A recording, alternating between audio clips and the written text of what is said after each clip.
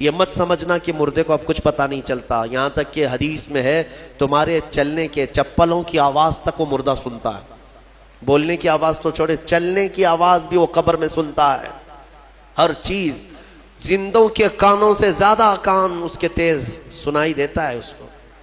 اور جب لوگ چھوڑ کر کے جا رہے ہوتے ہیں وہ اس قدر گھبراہٹ کا شکار ہوتا ہے کہ اس تنگ و تاریک کوٹھری میں پہلی بار اس کو ڈالا گیا ہے، زندگی بھر کبھی اتنے چھوٹے گڑھے میں نہیں سویا۔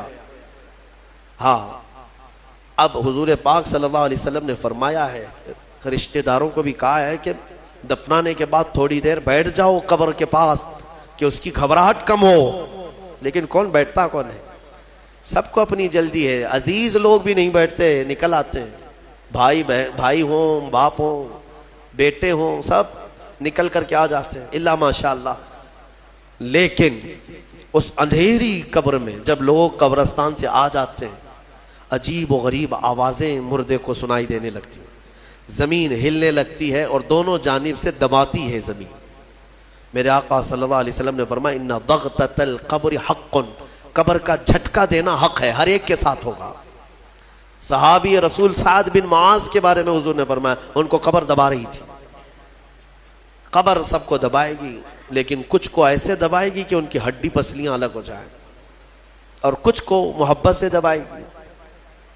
لیکن فرمایا کہ قبر جو ہے اس وقت اندھیری اور پھر عجیب و غریب آوازیں، تنہائی الگ، کوئی نہیں ہے قریب، کوئی نہیں ہے۔ اس وقت کچھ لوگوں کی قبر میں ایسا ہے کہ اچانک ایک نورانی شکل کا نوجوان سرانے کے پاس آ کر بیٹھتا ہے اور کہتا ہے میں تیرا دوست ہوں، تو گھبرا مت، میں تیری دوستی نبھانے آیا ہوں۔ مردہ پلٹ کر کے دیکھتا ہے، پوچھتا ہے تو کون ہے؟ تو کہتا ہے میں اللہ کا کلام قرآن پاک ہوں۔